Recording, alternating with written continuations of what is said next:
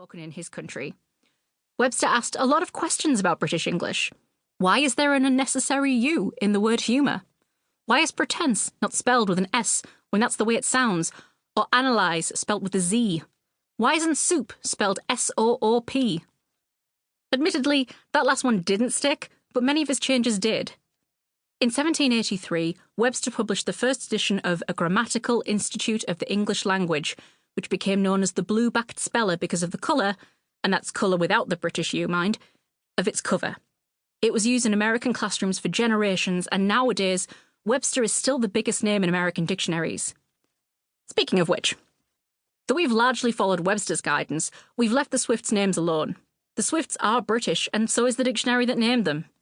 Names don't follow the same rules as other words, and shouldn't be changed without the permission of the owner. This means that Endeavour Swift would keep her extra British U for the same reason we wouldn't remove the accented E from Inez or change the Irish Gaelic spelling of Rory. It's important to note that neither British nor American English is the correct one, and in fact, there's no proper way to speak, or write, or spell. The thing about language is that it can't stay still. Restless and impatient, it races forward without waiting for our dictionaries to catch up. The changes made in this book are meant to make it easier for us to understand each other. It's the entire point of having language in the first place. In fact, I would say that if a person is rude about the way you speak, write, or spell, then they are showing a distinct lack of understanding, and it's perfectly reasonable to make up a creative word to describe them. Part 1. Chapter 1. An Unexpected Inheritance. It was a bright, well-dressed morning in early May, and the Swifts were in the middle of a funeral. The house looked very fine. The lawns had been swept clean of leaves, the hedge maze had been trimmed, and the statues had been scrubbed behind the ears.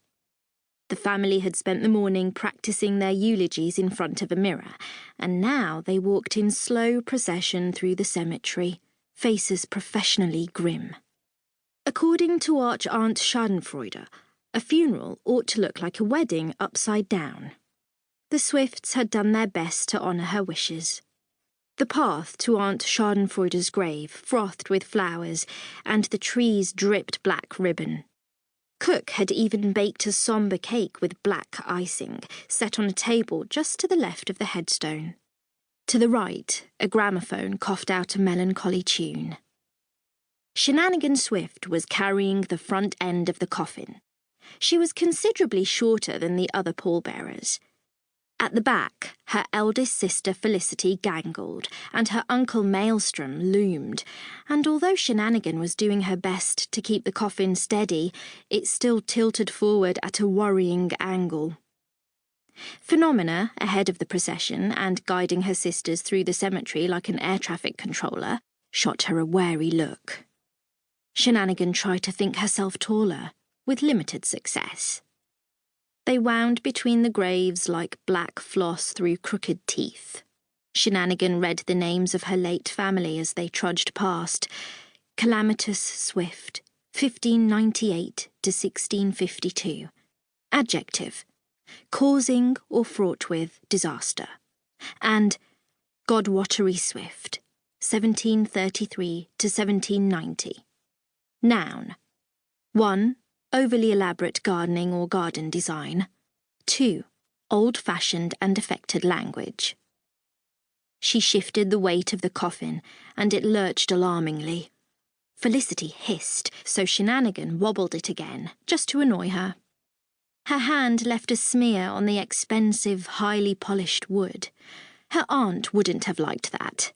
Aunt Schadenfreude believed you should spend more on a coffin than you would on a house, since you spent more time dead than alive. But then Aunt Schadenfreude wouldn't have liked a lot of things, like the scuffs on Shenanigan's shoes, or the twigs in her hair, or the thoughts in her head. To her right, Shenanigan read, Faltress Swift, 1860 to 1889. Noun, a female offender or criminal. Shenanigan probably would have got on with her. They halted before the grave, and there was a flurry of confusion as each Swift lowered the coffin at a different speed. Maelstrom tried to set his end down slowly, with dignity.